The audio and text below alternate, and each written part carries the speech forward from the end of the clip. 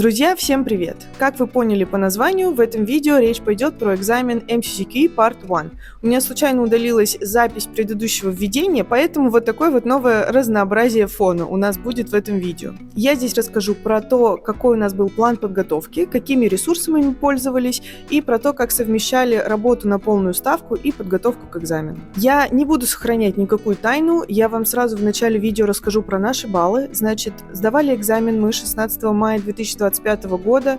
Это был уже первый экзамен после того, как они отменили Clinical Decision Making часть, то есть обновленный формат. Новый проходной балл экзамена составил 439 баллов. И Андрей набрал эти баллы, он сдал экзамен на 451 балл, а я немного не добрала и сдала на 411 баллов. Но я своих баллов не стыжусь, я считаю, что это достойный результат, и вообще есть уверенность, что в следующий раз я действительно сдам этот экзамен. Поэтому в этом видео расскажу, сколько у нас это все заняло времени, сколько сил, ресурсов надо на это все потратить, с учетом того, что мы работали на полную ставку. А теперь смена бэкграунда. А в следующих видео я расскажу, какие 10 ошибок стали причиной того, что я не добрала достаточное количество баллов и что реально происходит в день экзамена, поэтому подписывайтесь. Как видите, я тут делюсь всем, даже неудачами, но я считаю, что это часть пути. Тем более Онтарио вообще ввели какие-то новые законы. Я об этом, кстати, рассказала в предыдущем видео про новости, которые происходят в жизни. Так что,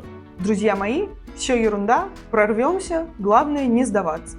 Немножечко расскажу о том, что же представляет вообще собой сам экзамен после изменений в 2025 году. Экзамен состоит из 230 вопросов. Вопрос – это клиническая задача. Есть несколько вариантов ответов, и вам нужно выбрать единственно правильный. То есть это тестовый экзамен. Всего вопросов 230, и они поделены на две части. По 115 вопросов каждая часть. Со всем этим вы можете ознакомиться на официальном сайте Medical Council of Canada. Там все расписано. Вот я сейчас показываю в этот сайт. На каждую часть выделяется 2 часа 45 минут времени. В целом этот экзамен идет около 6,5 часов. Всего этот экзамен можно сдавать 4 раза. Если вы набрали проходной балл, вам этот экзамен больше сдавать нельзя. Этот балл закрепляется за вами, грубо говоря, на всю оставшуюся жизнь. Но если вы не сдали этот экзамен, его можно пересдавать. Но если вы не сдали этот экзамен 3 раза подряд, перед 4-й попыткой вам обязательно нужно сделать перерыв в 1 год перед тем, как записываться и сдавать последний 4-й раз. Соответственно, если вы не сдали экзамен 4-й раз, попытки заканчиваются, к сожалению. Результаты экзамена будут приходить довольно быстро. Нам они шли около 12 недель, как было заявлено, но немножечко пораньше они нам пришли. В дальнейшем результаты будут приходить в течение 5 недель. Зачем и кому надо сдавать этот экзамен? Первое и основное – это, естественно, если вы хотите поступить в резидентуру в Канаде, вам необходимо сдавать этот экзамен, потому что вне зависимости от программы, на которую вы поступаете, этот экзамен является основным требованием. Вместе с NAC-OSCE, о котором я буду говорить чуть-чуть попозже, когда нам придут результаты этого экзамена, и вместе с языковым экзаменом, то есть это может быть IELTS Academic или какие-то другие, которые принимает программа. Также, если вы хотите сделать себе лицензию Clinical Assistant, в некоторых провинциях есть требования о сданном экзамене MCCQ Part 1. Также, если вы, например, идете по пути PER, в некоторые провинции тоже требуется этот экзамен. Например, Британская Колумбия, Онтарио, Саскачеван нужен этот экзамен. В общем, экзамен, можно сказать, базовый. Нужен довольно много где, и такое ощущение, что почти всем придется с ним столкнуться. Но на всякий случай все-таки уточняйте перед тем, как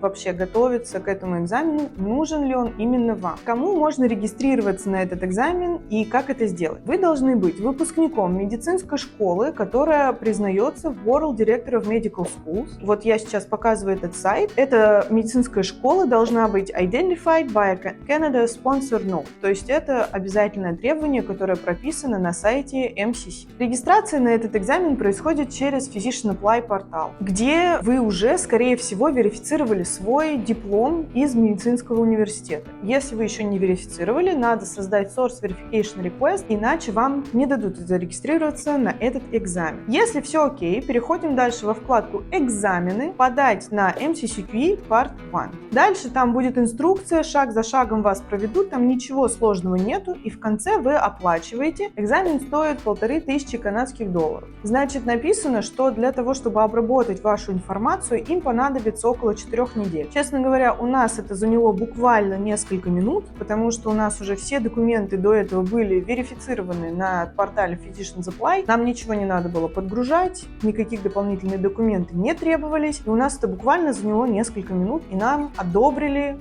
этот экзамен. После того, как вы там зарегистрировались, вы можете потом уже выбрать себе дату экзамена, которую вы хотите, на сайте Prometric. Вам отдельно где-то за 5 месяцев до экзамена придет ссылка, по которой вы перейдете и выберете, где вы хотите сдавать экзамен, и месяц, дату, когда вы хотите сдавать этот экзамен. На нашу сессию апрель-май 2025 года нам ссылка пришла 9 декабря 2024 года. В целом, если вам одобрили этот экзамен, вы можете зарегистрироваться на него в течение 12 месяцев. То есть не обязательно регистрироваться на ближайшую сессию, которая у вас будет. Можно зарегистрироваться там через сессию или через 2 сессии. Например, вы зарегистрировались на этот экзамен зимой, а хотите сдавать экзамен осенью. Такое тоже может быть. Теперь немножечко расскажу про возврат денег, если вы не хотите больше сдавать экзамен, потому что это тоже важно. Возврат денег в полной сумме осуществляться не будет после того, как вы уже оплатили этот экзамен.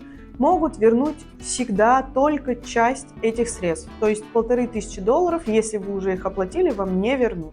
Могут вернуть 750 долларов. Первый этап. Если вы еще не выбрали дату в Prometric, вам нужно просто нажать кнопочку Withdraw с экзамена на сайте Physicians Apply. Тут все просто. Второй этап. Если вы уже выбрали дату в Prometric, то вам надо сначала пойти в Prometric и отменить экзамен там, а потом еще вернуться на Physicians Apply и нажать Withdraw еще и на Physicians Apply. То есть вам нужно будет делать 2 действия. Также хотела обратить ваше внимание, что за перенос или отмену экзамена Prometric Центр берет свою плату.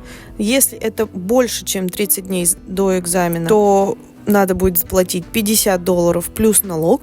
Если перенос будет меньше, чем за 30 дней до экзамена, это 85 долларов плюс налог. Когда же все-таки вам вернут эти деньги? Если вы еще не выбрали дату в Prometric, или если вы уже выбрали дату в Prometric, но отменяете экзамен больше, чем 120 часов до экзамена, то есть больше, чем за 5 дней до экзамена. И это, друзья, очень важно. Если вы хотите отменить меньше, чем за 120 часов до экзамена, то есть там за 3 дня или за 4 дня, вам не просто не вернут эти деньги, вам попытку эту экзаменационную засчитают, то есть вам поставят отсутствовало на экзамене. То есть, грубо говоря, у вас может слететь одна попытка сдачи экзамена. Так что обязательно будьте внимательны. И вот вы теперь знаете про эти 120 часов. Обязательно смотрите на время, следите за временем, если вы хотите отменить экзамен. Конечно, если есть какие-то непредвиденные обстоятельства, которые с вами случились меньше, чем за 120 часов до экзамена, вы непосредственно можете связаться с МСС, объяснить им ситуацию, но это я так предполагаю, что это крайние ситуации. Об этом вот на сайте МСС я вам сейчас показываю, все написано. В целом, всю эту информацию также вы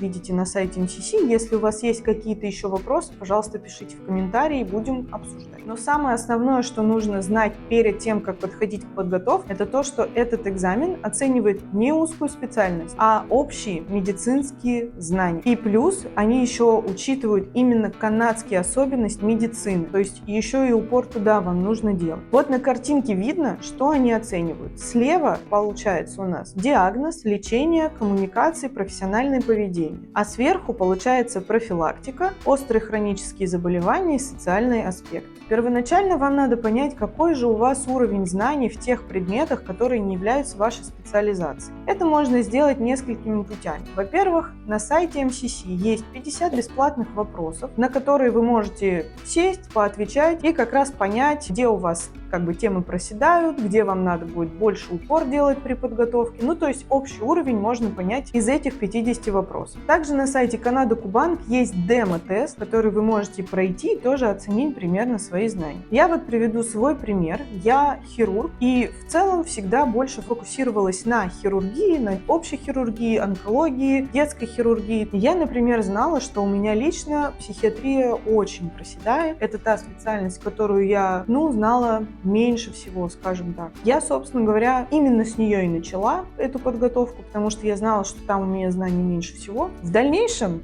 я выяснила, что это было ошибкой. Я бы, конечно, так делать не советую. В следующем видео об этом расскажу, поэтому подписывайтесь и смотрите, и не повторяйте моих ошибок. Очень много людей сравнивают MCCK Part 1 и USMLE Clinical Cases, если я не ошибаюсь. Ну, в общем, второй степ. Теми ресурсами, которые люди готовятся к степам, мы не пользовались. То есть я не читала ни UWorld, ни Ambas, ни какие-то другие дополнительные материалы. Мы их вообще не открывали. Я даже не знаю примерно, как там все выстроено. Объясню почему. Из-за того, что эти ресурсы нацелены больше на американскую систему и подготовку к американским экзаменам, они не совсем подходят для Канады. Потому что в вопросах, когда я готовилась, там даже были ответы, например, 2 практически одинаковых препарата, но один из них не подходит, и в объяснении прям так и было написано, что в Канаде этот препарат не применяется. Он применяется в USA. Так что, друзья, будьте внимательны, и если вы фокусируетесь все-таки на Канаде, то используйте канадские источники подготовки. Итак, давайте подробно остановлюсь на том, какими ресурсами мы пользовались, что мы читали во время подготовки к экзаменам. В начале подготовки мы читали только Канада-Кубан. Примерно за 2 или 3 месяца до экзамена мы еще подключили Ace Bank. И еще примерно за 2 недели до экзамена мы начали покупать пробные экзамены на сайте Medical Council of Canada. Пару раз мы читали Toronto Notes. И вот это, кстати, было одной из ошибок, которые, мне кажется, привели к тому, что я не сдала экзамен. Очень мало времени уделяли источникам не только в тестах. То есть Toronto Notes, какие-то статьи из интернета мы практически вообще не читали и ориентировались только на те материалы, которые даются в описании в тестах. Это, конечно, было не очень хорошо. Я в следующем видео более подробно на этом остановлюсь, но, друзья, так не делайте, пользуйтесь Toronto Notes и какими-то канадскими статьями. Немножко больше остановлюсь на Канада-Кубанке, Ace банке и про MCC тоже расскажу. Канада-Кубан. Мы решали этот банк вопросов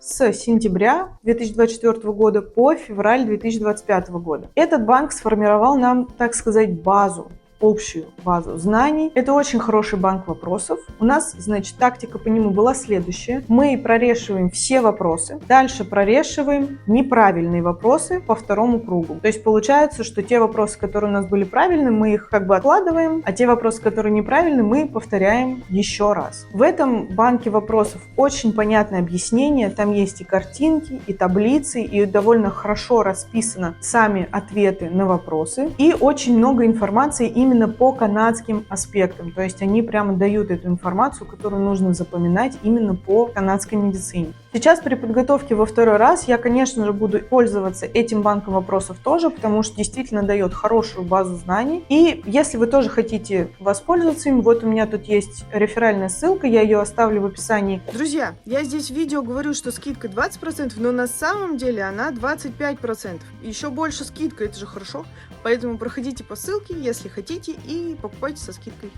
Подробно чуть еще остановлюсь на Ace банке вопросов. Мы его подключили примерно с марта месяца до, соответственно, самого экзамена. И ретроспективно, конечно, когда мы вышли с экзамена оба, и Андрей, и я, мы как будто бы согласились с тем, что вот Ace банк вопросов более приближен к вопросам на экзамене, то есть по сложности, по структуре, чем Канада-Кубанк. Но если бы мы сразу начали решать Ace банк вопросов, нам было бы довольно тяжело вливаться в этот ритм, потому что Канада-Кубанк как будто бы чуть-чуть полегче, знаете, вот, помогает настроиться вообще на это все. Но, тем не менее, Ace банк вопросов по сложности более похож на те вопросы, которые у нас были в экзамене. И в целом, можно сказать, что вот те вопросы, которые были в экзамене, они все-таки были немножечко сложнее, чем те, которые мы решали даже на сайте MCC. Так что имейте это в виду, когда будете готовиться. Но сейчас, когда я буду во второй раз готовиться, я все равно буду покупать оба этих банка вопросов, потому что они оба нужны, и они оба очень полезные. На сайте MCC есть несколько пробных тестов, которые вы можете прорешать. Это 230 вопросов, 2 теста по 115 вопросов, и вот недавно они совсем добавили еще тест на 50 вопросов. Я бы советовала, конечно, все их прорешать, потому что это все-таки официальный источник, и эти вопросы тоже максимально стараются они делать такими, чтобы они были приближены к экзаменационным. Но имейте в виду, если вы покупаете, допустим,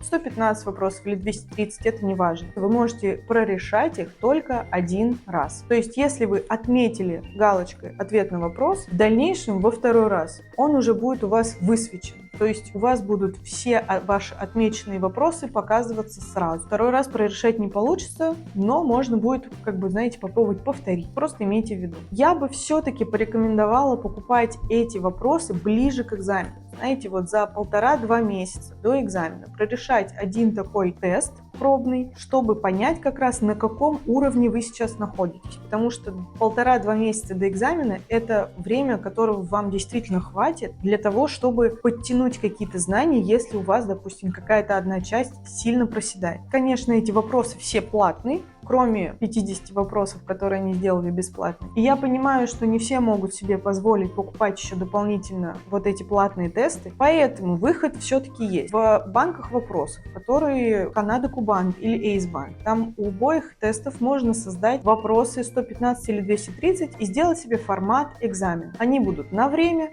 они будут не показывать вам сразу, правильный у вас ответ или нет. Полностью будет формат экзамена. Такая тренировка есть, и такая тренировка перед экзаменом обязательно у вас должна быть. Очень важный момент – это тренировка на время. Я человек, который думал в самом начале, что я вообще не успею не то, что, знаете, подумать над задачей, вообще ее прочитать не успею за ту минуту, которая отводится на экзамене на один вопрос. Там на самом деле отводится немножечко больше, чем минуты, там где-то 1,5 минуты отводится на один вопрос. Можно натренироваться, то есть вы можете натренировать себя, решать эти задачи на время. И честно вам скажу, как человек, который прошел уже этот экзамен, 2 часа 45 минут на 115 вопросов вполне хватит этого времени. Я даже успела вернуться и прочитать некоторые вопросы, в которых я сомневалась. Не то, что я вовремя завершила экзамен, я еще и вернуться успела. Так что насчет этого не переживайте, но натренировать себя надо. Я начинала с 10, потом 20 вопросов на время. Получается как? В Канада Кубанке на один вопрос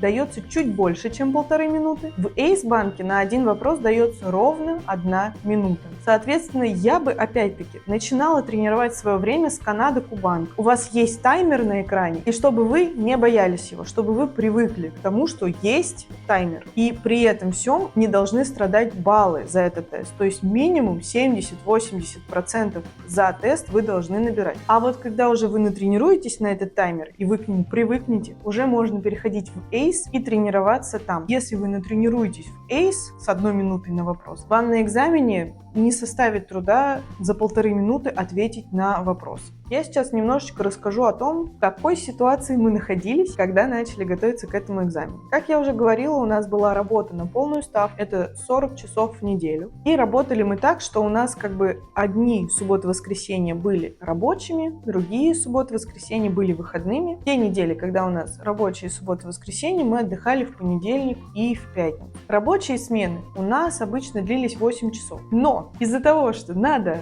оплачивать эти все замечательные экзамены, и всякие переводы, и подтверждение документов, и все вот это остальное, мы, конечно же, иногда брали смены двойные по 16 часов. Машины у нас тогда не было, поэтому на дорогу мы тратили где-то 2 часа туда, 2 часа обратно. Мы сначала ехали на поезде, на метро, а потом еще пересаживались на автобус. И получалось, если у нас была двойная смена, а мы в какой-то момент даже старались, знаете, раз в неделю хотя бы двойную смену брать, или даже 2 раза в неделю, а иногда и больше. Если у нас была двойная смена, из суток, то есть из 24 часов, 20 часов мы проводили на работе. Либо ехали на нее, либо ехали с нее, либо были на работе самой. Мы поняли, что вариантов у нас нет. Мы купили Канада Кубанк и решали вопросы, когда у нас было свободное время. 2 часа на работу. Решаем вопросы в метро или в автобусе. 2 часа с работы. Решаем вопросы также в метро или автобусе. Если на работе,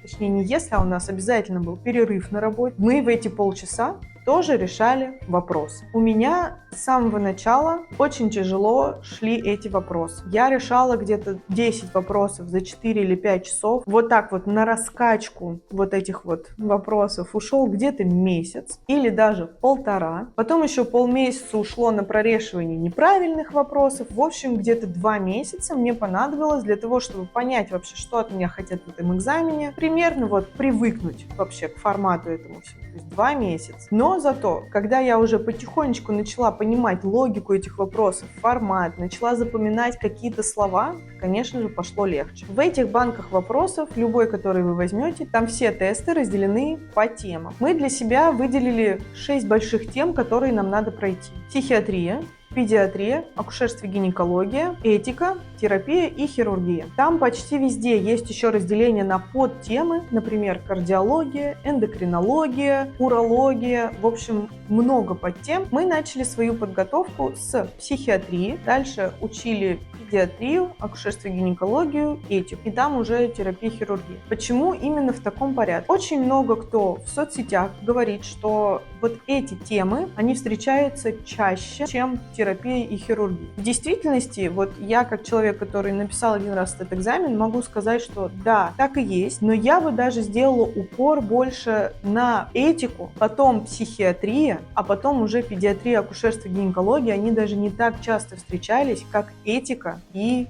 психиатрия. Этих вопросов действительно было много. Друзья, не надо забывать про другие темы. Помните, что вопросов 230. Ну, они все включить успеют. У меня действительно были вопросы по всей медицине. По всем темам хотя бы один вопрос, но был. Поэтому обязательно повторяйте не только те, которые вам будут говорить в соцсетях, что встречаются чаще. Да, на них делайте упор, но повторяйте остальные темы тоже. И еще момент, который хотела отметить. Друзья, концентрируйтесь на часто встречающихся патологиях. Например, какие-то врожденные генетические аномалии развития, они могут быть, но ИБС или диабет, или, например, что еще может быть, астма, они встретятся вам с наибольшей вероятностью, и аппендицит, например, тот же, чем какие-то другие заболевания. То есть концентрируйтесь на том, что может быть практически у каждого человека. Это очень поможет. Теперь про планирование подготовки. Начали мы готовиться 6 сентября 2024 года, а экзамен был у нас, соответственно, 16 мая 2025 года.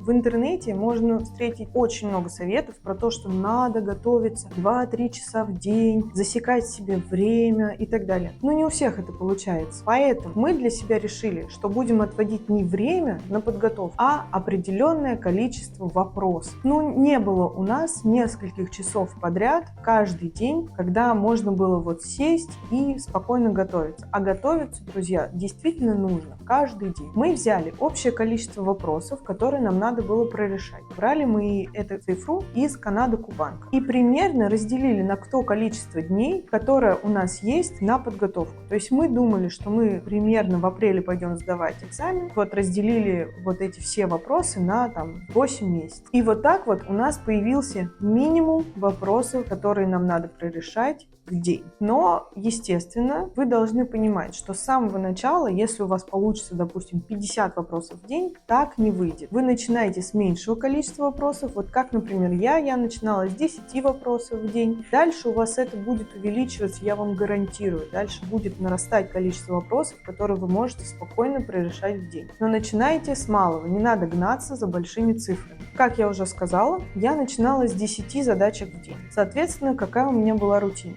Я решала их на работу или с работы. Если я не успевала прорешать 10 задачек, я дома садилась и решала эти 10 задачек. И пока я не решу эти задачи, я дальше не делала ничего в доме. Я не ходила там в душ, я там не ела, ничего такого я не делала. Я решала эти задачи. То есть минимум в день должен был быть решен. Соответственно, по мере прогресса я уже могла спокойно решать 20, 30 и 40 задачек. Далее, по мере увеличения количества вопросов в день, мы поняли, что вот тот минимум, который нам нужно решить в день, мы довольно спокойно решаем. Поэтому мы оставили себе этот минимум и начали нарешивать сверху этого минимума. Если у нас есть силы, если у нас есть время, если у нас есть желание, соответственно, мы, допустим, у нас был минимум 40 задачек в день, мы решали там 60 задачек в день. Перед самим экзаменом мы уже вот где-то за неделю, за полторы до экзамена мы начали решать 200-250 вопросов в день, но это было не на время, знаете, это в течение дня мы просто вот решали эти задачи. Значит, что полезного было, когда мы решали эти 200-250 вопросов в день? Мы решали их не по одной какой-то теме, а по всем темам. И это как раз-таки очень поможет выявить, где у вас есть пробелы. То есть я, когда решала, я, например, понимала, что вот с эндокринологией, допустим, у меня меня не очень. И я вот в течение этого дня сидела и еще читала те темы по эндокринологии, которые мне непонятны. Или, например, там, не знаю, биполярное расстройство. Вы просто берете и читаете еще в промежутках про биполярное расстройство. Это очень помогает освежить знания непосредственно перед экзаменом. Как у нас получилось?